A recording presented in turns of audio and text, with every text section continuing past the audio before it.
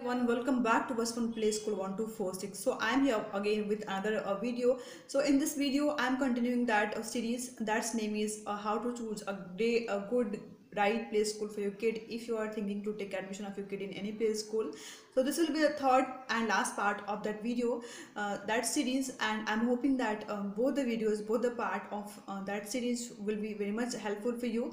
If you are watching this video, if you didn't watch till right now, then I'll give all the link in description box. You can check out both the video. So now let's begin today's so here I will cover three more points which is very much necessary for you if you are going to take admission of your kid in any play school, because I have covered almost 5 to 6 points already in that both two videos, but last 3 point so last के जो 3 points है उसके बारे में हम इस video में बात करेंगे। तो यहाँ पे लास्ट हम बात कर रहे थे लेंथ ऑफ द स्कूल।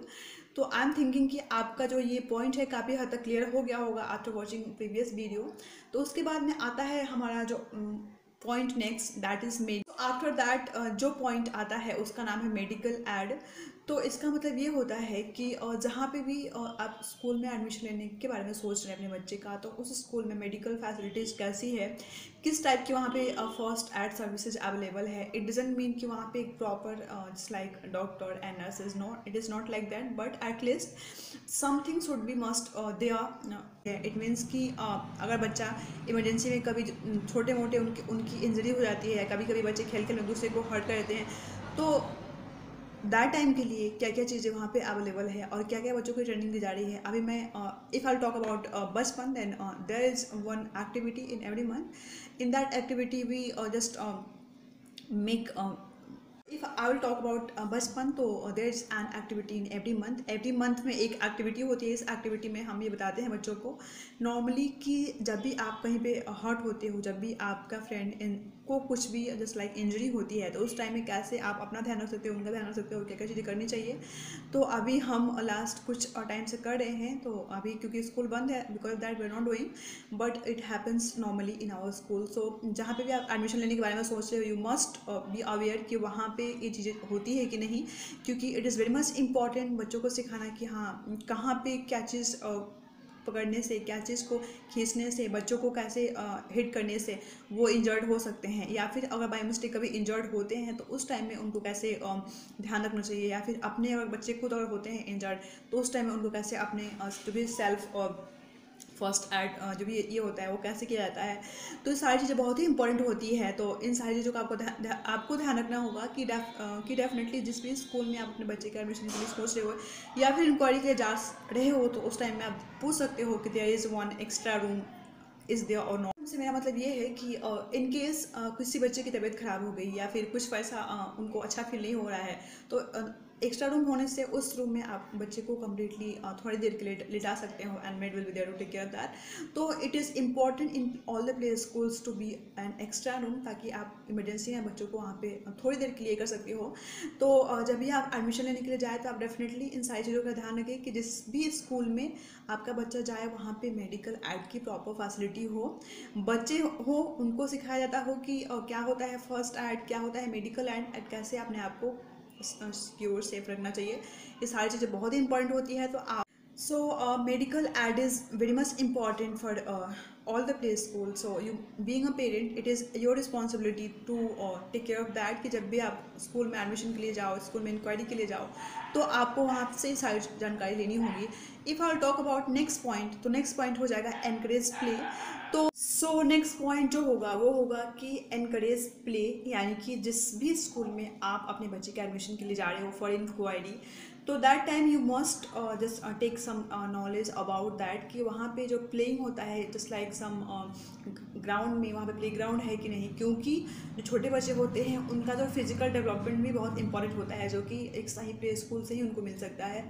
तो अगर वहाँ पे प्ले ग्राउंड है सही से प्लेइंग के लिए सारी चीज़ें एक, अगर उस प्ले स्कूल में एक प्रॉपर प्ले ग्राउंड है, प्रॉपर आउटडोर गेम की फैसिलिटी है, साथ ही एक प्रॉपर टीचर है जो बच्चों का ध्यान रखता है उस टाइम में, एंड साथ ही जो डिफरेंट टाइप के स्पोर्ट्स को वहाँ पे इनक्रेजमेंट मिलता है। स्पोर्ट्स मीन्स टू की जो भी आउटडोर गेम है, जो भी बच्चे के छोटे मोटे गेम्स होते हैं, वो चीज़ वहाँ पे होती है नॉर्मली, क्योंकि प्ले स्कूल में अगर इफ़ आई टॉक अबाउट बचपन, then there are lot of just like some बचपन में देयर लॉट ऑफ गेम्स जो हम लोग बच्चों को खेल खेल में ही सिखाते हैं, देयर लॉट ऑफ थिंग्स।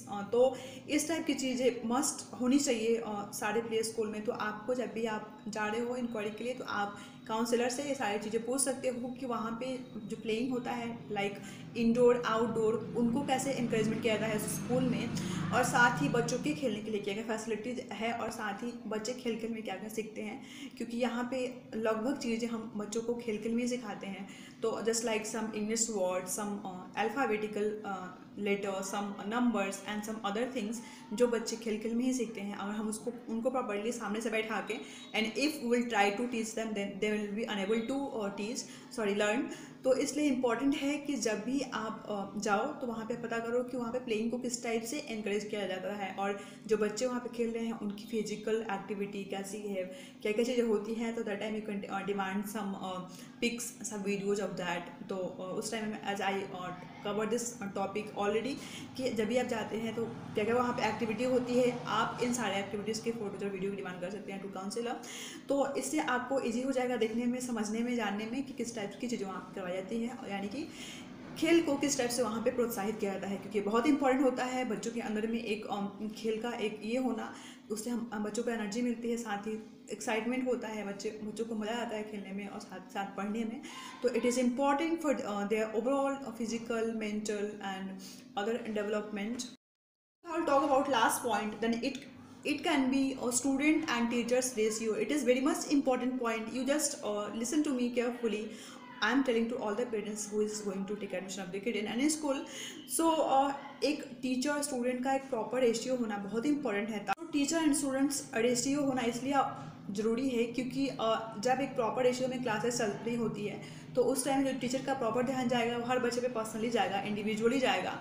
तो वहाँ पे नॉर्मली जब भी आप जा रहे हो you can ask to the counsellor कि टीचर स्टूडेंट रेशियो कैसा है। ऐसा नहीं है कि वन क्लास में 1 टीचर एंड 40-50 बच्चे हैं, ऐसा बिल्कुल भी नहीं होना चाहिए कि 1 क्लास में 50 स्टूडेंट्स हैं, 1 टीचर हैं एंड टीचर्स बस अपना जो भी ड्यूटी है वो पूरा कर रहे हैं, बच्चों को समझ में आया, उनकी डेवलपमेंट हो रही है नहीं हो रही है, इस पर ध्यान नहीं जाता है। बहुत इंपॉर्टेंट होता है एक प्रॉपर टीचर स्टूडेंट रेशियो का होना। तो नॉर्मली जो रेशियो होना चाहिए वो भी मैं आपको बता देती हूँ ताकि आपको पूछने में हेल्प मिले कि नॉर्मली जो रेशियो होना चाहिए 1:8, यानी कि 1 टीचर पे 8 स्टूडेंट इज मस्ट। तो डेफिनेटली आप जहाँ भी जा रहे हो तो यू मस्ट बी अवेयर कि जिस भी सेक्शन में आपका बच्चा जाने वाला है या उस सेक्शन का टीचर स्टूडेंट रेशियो कैसा है, या फिर जो बाकी क्लासेस चलते हैं वहाँ के टीचर स्टूडेंट का रेशियो कैसा है, और किस टाइप की एक्टिविटीज़, किस टाइप की चीज़ें वहाँ पर फॉलो की जाती है, किस टाइप की टीचिंग का क्या मेथड है, लर्निंग मॉड्यूल क्या है वहाँ पे, और जस्ट लाइक खेल को कितना एनकरेज किया जाता है, साथ ही साथ मेडिकल एड क्या है, लेंथ ऑफ द डे क्या है। तो ये सारी पॉइंट्स बहुत इंपॉर्टेंट होती है आपके लिए बीइंग अ पेरेंट। अगर आप अपने बच्चे के लिए एक अच्छा और बेस्ट स्कूल देखना चाह रहे हो तो आपको ये सारे पॉइंट्स को डेफिनेटली अपने माइंड में रखना ज़रूरी है before going to the inquiry. तो ये सारे पॉइंट्स को जानने के बाद में आपके लिए काफ़ी हद तक आसानी हो जाएगी कि आप अपने बच्चे के लिए एक सही प्ले स्कूल का चुनाव कैसे करें। तो सारे पॉइंट्स मैंने अकॉर्डिंग टू मी कवर कर लिया है। अगर आपको लगता है कुछ पॉइंट मैंने मिस किया है then don't forget to tell me in comment section. I would also like to make video on that and I also like to add some more points if you think according to you that should be definitely।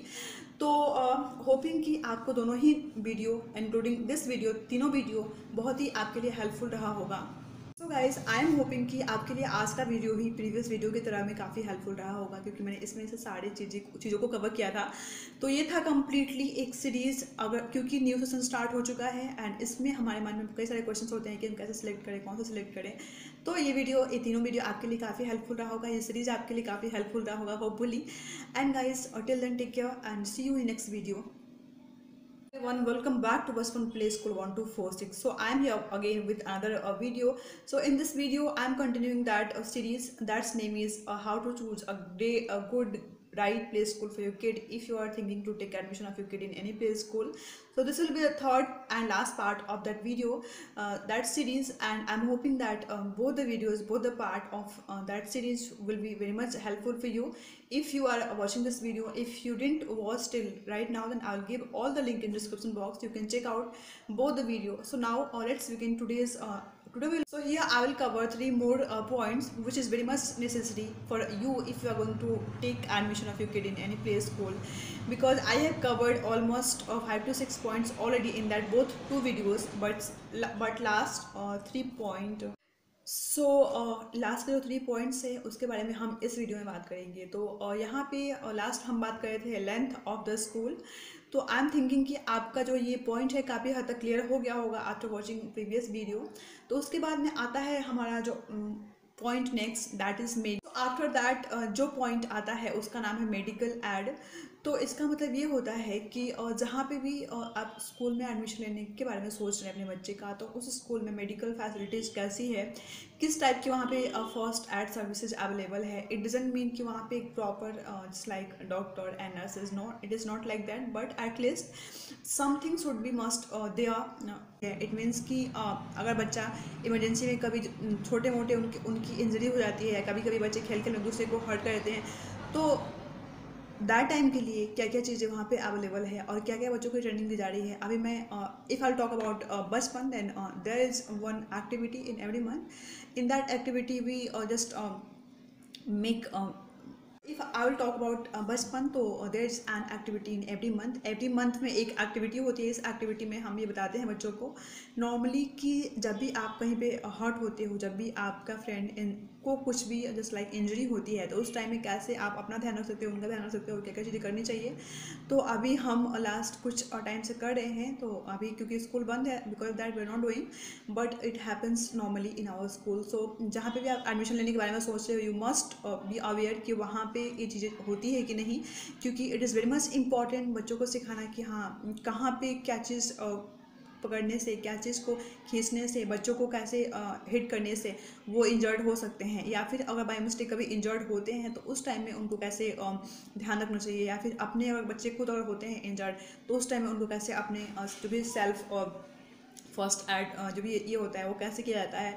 तो ये सारी चीज़ें बहुत ही important होती है। तो इन सारी चीज़ों का आपको ध्यान रखना होगा कि डेफिनेटली जिस भी स्कूल में आप अपने बच्चे के एडमिशन के लिए सोच रहे हो या फिर इंक्वायरी के लिए जा रहे हो, तो उस टाइम में आप पूछ सकते हो कि there is one extra room is there और नॉट। से मेरा मतलब ये है कि इन केस किसी बच्चे की तबीयत ख़राब हो गई या फिर कुछ पैसा उनको अच्छा फील नहीं हो रहा है, तो एक्स्ट्रा रूम होने से उस रूम में आप बच्चे को कम्प्लीटली थोड़ी देर के लिए लिटा सकते हो and maid will be there to take care of that. तो it is important in all the play schools to be an extra room, ताकि आप इमरजेंसी में बच्चों को वहाँ पे थोड़ी देर के लिए कर सकते हो।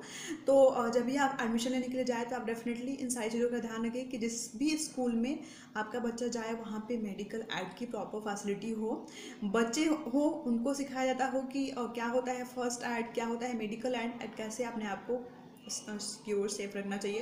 ये सारी चीज़ें बहुत ही इंपॉर्टेंट होती है। तो आप medical aid is very much important for all the play school. So you being a parent, it is your responsibility to take care of that कि जब भी आप स्कूल में एडमिशन के लिए जाओ, स्कूल में इंक्वायरी के लिए जाओ, तो आपको वहाँ से सारी जानकारी लेनी होगी। If I talk about next point, तो नेक्स्ट पॉइंट हो जाएगा एनकरेज प्ले। तो नेक्स्ट पॉइंट जो होगा वो होगा कि एनकरेज प्ले, यानी कि जिस भी स्कूल में आप अपने बच्चे के एडमिशन के लिए जा रहे हो फॉर इंक्वायरी, तो that time you must just take some knowledge about that कि वहाँ पे जो प्लेइंग होता है जस्ट लाइक सम ग्राउंड में, वहाँ पे प्ले ग्राउंड है कि नहीं, क्योंकि जो छोटे बच्चे होते हैं उनका जो फिजिकल डेवलपमेंट भी बहुत इंपॉर्टेंट होता है, जो कि एक सही प्ले स्कूल से ही उनको मिल सकता है। तो अगर वहाँ पे प्ले ग्राउंड है सही से प्लेइंग के लिए सारी चीज़ें एक, अगर उस प्ले स्कूल में एक प्रॉपर प्ले ग्राउंड है, प्रॉपर आउटडोर गेम की फैसिलिटी है, साथ ही एक प्रॉपर टीचर है जो बच्चों का ध्यान रखता है उस टाइम में, एंड साथ ही जो डिफरेंट टाइप के स्पोर्ट्स को वहाँ पे इनक्रेजमेंट मिलता है। स्पोर्ट्स मीन्स टू की जो भी आउटडोर गेम है, जो भी बच्चे के छोटे मोटे गेम्स होते हैं, वो चीज़ वहाँ पे होती है नॉर्मली, क्योंकि प्ले स्कूल में अगर इफ़ आई टॉक अबाउट बचपन, then there are lot of just like some बचपन, then there are lot of games जो हम लोग बच्चों को खेल खेल में ही सिखाते हैं, there are lot of things. तो इस टाइप की चीज़ें मस्ट होनी चाहिए सारे प्ले स्कूल में। तो आपको जब भी आप जा रहे हो इंक्वायरी के लिए, तो आप काउंसलर से ये सारी चीज़ें पूछ सकते हो कि वहाँ पे जो प्लेइंग होता है लाइक इंडोर आउटडोर, उनको कैसे इंकरेजमेंट किया जाता है स्कूल में, और साथ ही बच्चों के खेलने के लिए क्या क्या फैसिलिटीज़ है, और साथ ही बच्चे खेल खेल में क्या क्या सीखते हैं, क्योंकि यहाँ पे लगभग चीज़ें हम बच्चों को खेल खेल में ही सिखाते हैं। तो just like some English word, some alphabetical letter, some numbers and some other things जो बच्चे खेल खेल में ही सीखते हैं। अगर हम उसको उनको प्रॉपर्ली सामने से बैठा के and if will try to teach them then they will be unable to learn. तो इसलिए इम्पॉर्टेंट है कि जब भी आप जाओ तो वहाँ पे पता करो कि वहाँ पे प्लेइंग को किस टाइप से एनकरेज किया जाता है, और जो बच्चे वहाँ पे खेल रहे हैं उनकी फिजिकल एक्टिविटी कैसी है, क्या क्या चीज़ें होती हैं। तो that time you can demand some pics, some videos of that. तो उस टाइम में as I cover this topic already कि जब भी आप जाते हैं तो क्या क्या वहाँ पे एक्टिविटी होती है, आप इन सारे एक्टिविटीज़ के फोटोज और वीडियो की डिमांड कर सकते हैं टू काउंसिलर।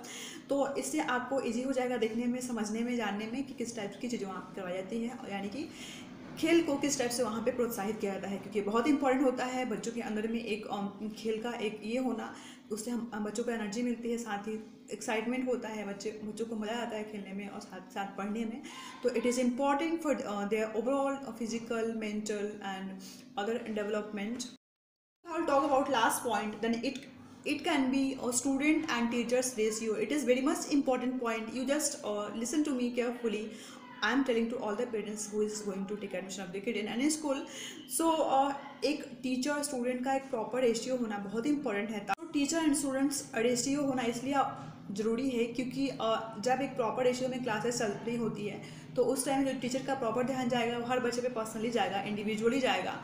तो वहाँ पे नॉर्मली जब भी आप जा रहे हो you can ask to the counsellor कि टीचर स्टूडेंट रेशियो कैसा है। ऐसा नहीं है कि वन क्लास में 1 टीचर एंड 40-50 बच्चे हैं, ऐसा बिल्कुल भी नहीं होना चाहिए कि 1 क्लास में 50 स्टूडेंट्स हैं, 1 टीचर हैं एंड टीचर्स बस अपना जो भी ड्यूटी है वो पूरा कर रहे हैं, बच्चों को समझ में आया, उनकी डेवलपमेंट हो रही है नहीं हो रही है, इस पर ध्यान नहीं जाता है। तो बहुत इंपॉर्टेंट होता है एक प्रॉपर टीचर स्टूडेंट रेशियो का होना।